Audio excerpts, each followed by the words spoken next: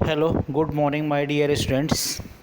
आज के इस वीडियो में मैं professor S K. Tiwari B Ed second year के कोर्स 9 असेसमेंट फॉर लर्निंग के सेकेंड यूनिट का एक जो टॉपिक है constructing the table of specification की चर्चा करने जा रहा हूँ, जिसको हम लोग हिंदी में विशिष्ट तालिका का निर्माण करना कहते हैं। तो उसके बारे में जानेंगे कि विशिष्ट तालिका का निर्माण जो है कैसे करते हैं और उसको निर्माण करने में क्या क्या ध्यान रखना होता है। तो चलिए चलते हैं आज के टॉपिक पर, constructing the table of specification यानी विशिष्ट तालिका का निर्माण के ऊपर। तो सबसे पहले हम ये देखते हैं कि ये जो कंस्ट्रक्टिंग टेबल ऑफ जो स्पेसिफिकेशन है, जिसको हम विशिष्टीकरण या विशेष तालिका का निर्माण कहते हैं। देखिए, विशेष तालिका का निर्माण जब हम शुरू करने चलते हैं तो उससे पहले हमें दो चीज़ों का ध्यान रखना होता है, यानी उसके बारे में डिसाइड कर लेना होता है। पहला चीज़ ये होता है कि टेस्ट एग्ज़ाम या टेस्ट जो भी एग्ज़ाम है वो उसमें फॉर्म्स ऑफ क्वेश्चन कौन कौन से होंगे, माने किस किस प्रकार के प्रश्नों का समावेश उस टेस्ट के अंदर किया जाना है। जैसे आपका फॉर्म है वेरी शॉर्ट आंसर या फिर ऐसे टाइप क्वेश्चन। और दूसरा जो है वो टेस्ट या एग्ज़ाम में लेवल ऑफ क्वेश्चंस, यानी किस स्तर के प्रश्न होने चाहिए। किस स्तर से अब मेरा यहाँ मतलब है कि जो जनरल क्वेश्चन होने चाहिए, है ना, या फिर आपके एवरेज क्वेश्चन होने चाहिए या फिर डिफ़िकल्ट क्वेश्चन होने चाहिए। तो जब भी हम विशिष्टीकरण तालिका का निर्माण करने चलें तो इन दोनों चीज़ों का दिमाग में पहले हमको रख लेना है कि किस किस तरह के जो है प्रश्न रखने हैं हमें, है ना। तो इसका डिसाइड कर लेना है। इसके बाद तब आपका आता है एक चीज़, पहले आप जान जाइए कि ये विशिष्ट तालिका होता क्या है। तो हम आपको बता दें कि यह जो विशिष्ट तालिका होती है वो 2 वे चार्ट होता है, जिसमें यह प्रदर्शित किया गया रहता है कि पाठ्यक्रम के किन किन पाठों को पढ़ाया गया तथा किस पाठ का कितना वेटेज है के अनुसार प्रश्न का प्रारूप तैयार किया जाना है का स्पष्ट उल्लेख होता है। कहने का मतलब है कि जब जो भी सिलेबस है या पाठ्यक्रम आपका है, उस पाठ्यक्रम में यह डिटेल में दिया हुआ होता है कि एग्ज़ाम में जो भी है वो किस चैप्टर से कितने प्रश्न पूछे जाएंगे और कितने मार्क्स के होंगे, है ना। तो इस तरह से हम ये विशिष्ट तालिका के माध्यम से वो जानते हैं कि कौन सा चैप्टर जो है कितने वेटेज का होता है। तो ये आपने अभी देखा कि इस सावधानी कि जब टेस्ट बनाने चलें तो उसमें फॉर्म्स ऑफ क्वेश्चन जो है वेरी शॉर्ट आंसर या ऐसी टाइप क्वेश्चन कितने कितने होने चाहिए, इसको डिसाइड कर लेना चाहिए। और दूसरी चीज़ है कि लेवल्स ऑफ क्वेश्चंस, वो जो क्वेश्चन का स्तर है वो जनरल क्वेश्चन कितने होने चाहिए, एवरेज क्वेश्चन कैसे होने चाहिए और फिर डिफ़िकल्ट क्वेश्चन कितने होना चाहिए, है ना। तो इसके बाद तब हम चलते हैं कि टेबल ऑफ स्पेसिफिकेशन पे, कि टेबल ऑफ स्पेसिफिकेशन कैसे बनाते हैं, उसका कंस्ट्रक्शन कैसे करते हैं। तो मान लीजिए कि आपने कभी कभी देखा होगा कि छात्रों के सामने दो तरह की स्थितियां आती हैं। कभी कभी तो आप लोगों ने यह भी सुना होगा, यह देखा होगा कि छात्रों को जो कक्षा शिक्षण में पढ़ाया गया होता है उसे अलग हटकर प्रश्न परीक्षा में पूछ दिए जाते हैं। अर्थात कक्षा शिक्षण का परीक्षा पत्र से कोई संबंध ही नहीं होता है। जो प्रश्न हम दीर्घ उत्तरी में याद करके जाते हैं वो कभी लघु उत्तरी में पूछा जाता है, और जिस प्रश्न को लघु उत्तरी में याद करके जाते हैं वह कभी कभी लघु उत्तरी या अति लघु उत्तरी प्रश्न में पूछ दिया जाता है। और दूसरी स्थिति एक और आती है कि कभी कभी आपने ये भी देखा होगा कि जिस चैप्टर को हम लोग अति महत्वपूर्ण मानते हैं, खूब अच्छे से उसकी तैयारी करते हैं, तो एग्ज़ाम में उसमें बहुत कम प्रश्न पूछे जाते हैं या उस चैप्टर से प्रश्न ही नहीं पूछे जाते हैं। और जिस चैप्टर को हम हल्के में लेते हैं वो उस चैप्टर से अच्छे खासे क्वेश्चन पूछे जाते हैं और उससे मार्क्स भी ज़्यादा आता है, यानी अंक भी उसका ज़्यादा उस चैप्टर से होता है। इसका कारण क्या होता है? तो इसका कारण ये है कि जब छात्र एवं शिक्षक पाठ्यक्रम को विस्तार से नहीं समझते हैं, नहीं देखते हैं, जो उनको अपनी समझ में आता है उस हिसाब से वो पढ़ाते हैं और बच्चों को जो समझ में आता है वो उस हिसाब से अपना पढ़ते भी हैं। तो सबसे पहले हमको चाहिए ही कि जो भी पाठ्यक्रम है उसका पूरा अध्ययन हम करें, और उस पाठ्यक्रम में यह दिया हुआ होता है कि कौन सा चैप्टर कितने वेटेज का है है ना, यानी कितने अंक वो रखता है, कितने अंकों के प्रश्न उसमें से पूछे जाएंगे और किस चैप्टर से कितने पूछे जाएंगे। कहने का मतलब इसका हमको पूरा अच्छे से ज्ञान होना चाहिए कि किस चैप्टर का कितना वेटेज है।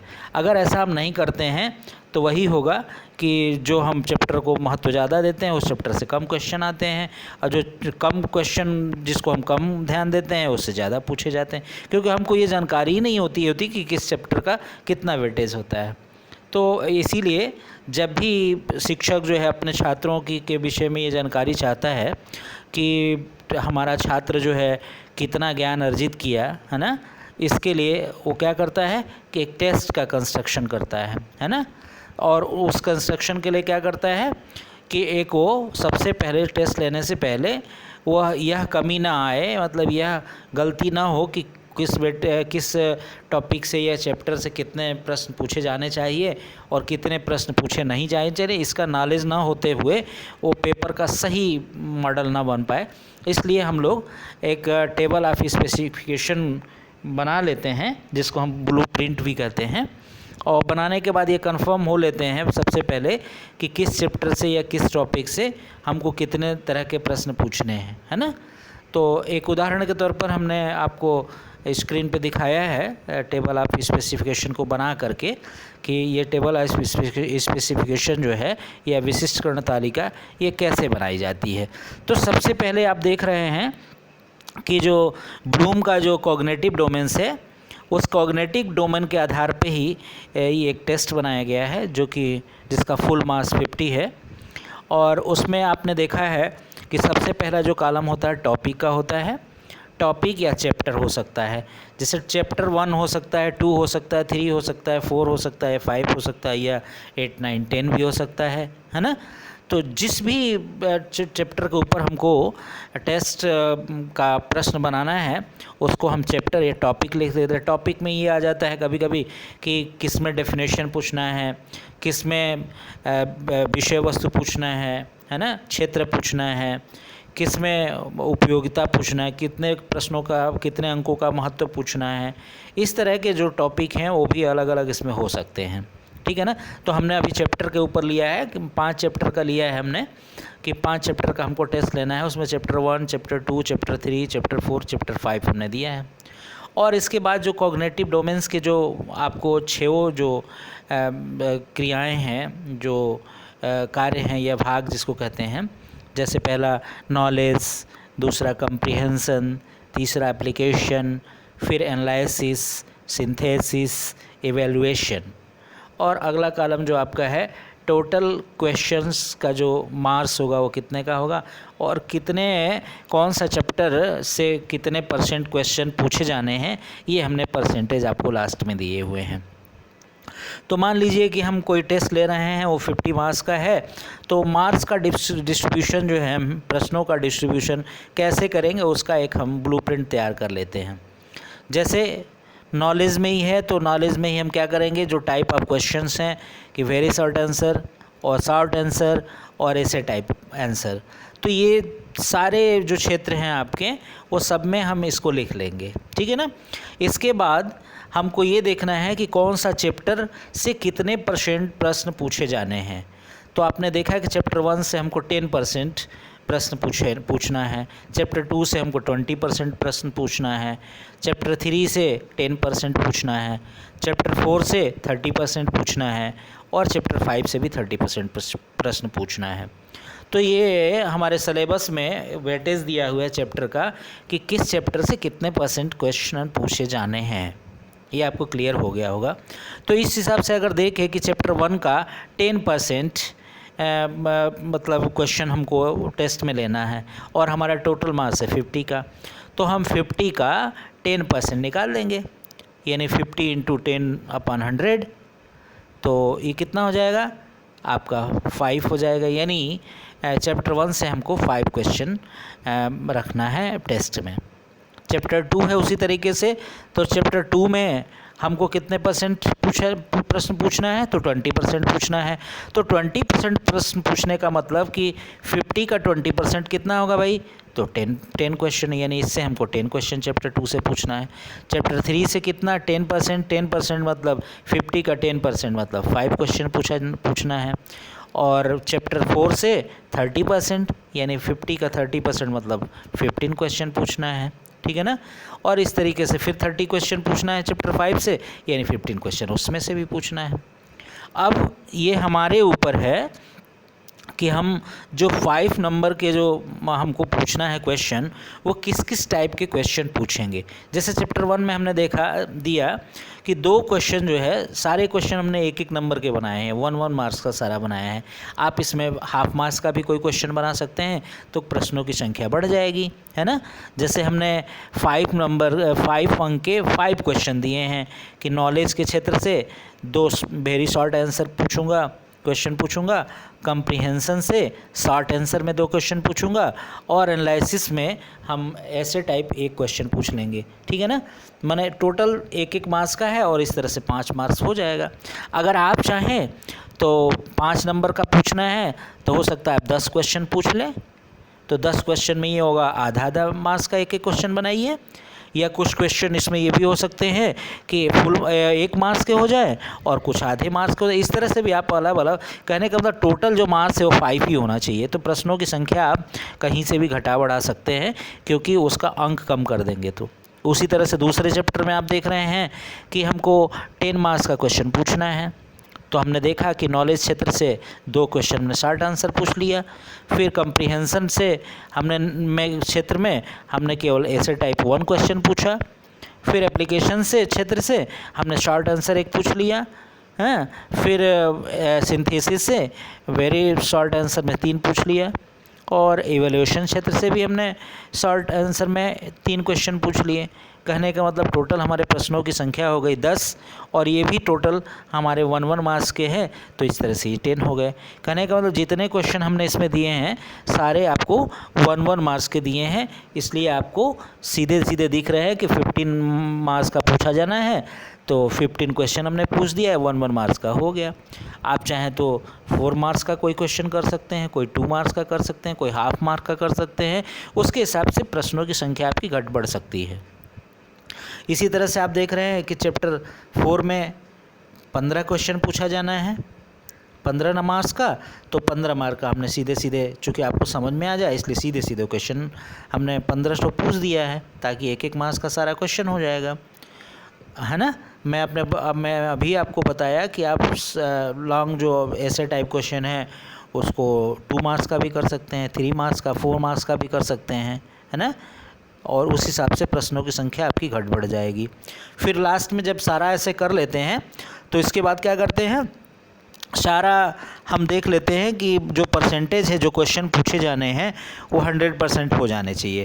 तो 10% है, 20 है, फिर 10% है, फिर 30% है, फिर 30% है। इस तरह से हमने टोटल किया था, ये 100% आ गया, ठीक है ना। तो यानी 100 क्वेश्चन जो फुल मार्क्स का है 50 का, वो 50 में 50 यानी 100% प्रश्न पूछा गया। फिर ये टोटल क्वेश्चन हमारे कितने हैं, तो टोटल क्वेश्चन हमारे चूँकि ऑल क्वेश्चन 1 मार्क्स के हैं, तो हमारे 50 क्वेश्चन भी होने चाहिए। तो नॉलेज के क्षेत्र से हमने देखा कि 12 क्वेश्चन पूछा। फिर हमने कंप्रीहेंशन क्षेत्र से देखा कि 13 क्वेश्चन पूछा। फिर हमने एप्लीकेशन से 8 क्वेश्चन पूछा। फिर एनालिसिस से हमने 4 क्वेश्चन पूछा। फिर सिंथेसिस से हमने 7 क्वेश्चन पूछा। और फिर इवैल्यूएशन क्षेत्र से हमने 6 क्वेश्चन पूछा। इस तरह से हमारे जो ये प्रश्नों का टोटल संख्या है वो 50 है। और फिर ऊपर टोटल जो मार्क्स हैं जो वो भी हमारे 50 हो गए। कहने का मतलब हमारे जो टोटल मार्क्स हैं वो 50 का था, हमने 50 क्वेश्चन, चूँकि प्रत्येक जो है 1-1 मार्क्स का था, इसलिए 50 क्वेश्चन भी हो गया। तो इस तरह से आपका ये जो स्पेसिफिकेशन तालिका बन गई। और यह तालिका चूँकि बन जाती है तो टीचर के भी दिमाग में ये रहता है कि हम जो है किस चैप्टर से हमको कितना प्रश्न पूछना है, किस प्रकार के प्रश्न पूछना है। और छात्रों को भी चूँकि ये जानकारी हो जाती है कि चैप्टर 1 से कितने प्रश्न पूछे जाएंगे या कितने मार्क्स के होंगे, उस हिसाब से अपना वो तैयारी भी करते हैं। अब जैसे इसी में है कि चैप्टर 3 और 4 है वो 15 मार्क्स का है, यानी उस चैप्टर से 15 मार्क्स के प्रश्न पूछे जाएंगे। तो छात्र को जब ये तालिका के बारे में जानकारी रहेगी तो वो चैप्टर 4 और चैप्टर 5 को अच्छे से पढ़ेगा, क्योंकि वो समझेगा कि इस चैप्टर से अच्छे क्वेश्चन आने हैं, मार्क्स इससे उठेगा। और कोई चैप्टर जैसे चैप्टर 3 है और चैप्टर आपका 1 है, वो दोनों 5 मार्क्स का है। अब मान लीजिए लड़का पढ़ना शुरू किया, शुरू में ही पूरा खूब मेहनत करने लगा, एक A to Z सारा उस चैप्टर का रट गया, सट गया, सब कुछ कर लिया। पता चला क्या कि उस चैप्टर से तो केवल 5 नंबर का क्वेश्चन आया था, यानी पूरा मेहनत किया हुआ व्यर्थ चला गया। और इसमें होता क्या है कि कभी कभी जो इम्पोर्टेंट टॉपिक होते हैं या इम्पोर्टेंट चैप्टर होते हैं, वो उसके चक्कर में वो चैप्टर छूट जाते हैं, जिससे बच्चों के मार्क्स भी अच्छे नहीं आ पाते हैं। तो इस तरह से ये टेबल ऑफ जो स्पेसिफिकेशन है, इसका बहुत बड़ा महत्व है। यह महत्व शिक्षक के लिए भी है और छात्रों के भी लिए है।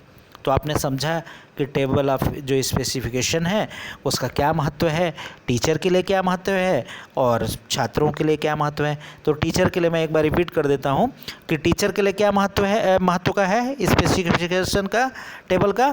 तो उसके लिए ये महत्व है कि जब टीचर अपने छात्रों के ज्ञान अर्जन का माप करेगा और यह सोचता है कि जो हमने कक्षा शिक्षण में जो पढ़ाया समझाया है ना, किस चैप्टर में क्या क्या समझाया, किस टॉपिक को बताया, तो उसमें बच्चे ने क्या ज्ञान अर्जित किया है ना, उसको वह प्रश्नों के माध्यम से उसकी जानकारी ले सकता है ना। और छात्र को क्या इसके लिए महत्व है इस टेबल का, तो छात्रों के लिए ये महत्व है कि छात्र को यह अच्छी तरह से समझ में आता रहेगा कि किस चैप्टर का वेटेज कितना है, यानी किस चैप्टर से कितने प्रश्न पूछे जाएंगे, कितने मार्क्स के पूछे जाएंगे। तो उस चैप्टर को ही वो अच्छे से पढ़ेगा, समझेगा। और जो कम वेटेज वाले जो चैप्टर होंगे उन पर कम ध्यान देगा, क्योंकि उनसे कम प्रश्न पूछे जाएंगे, कम मार्क्स के प्रश्न पूछे जाएंगे।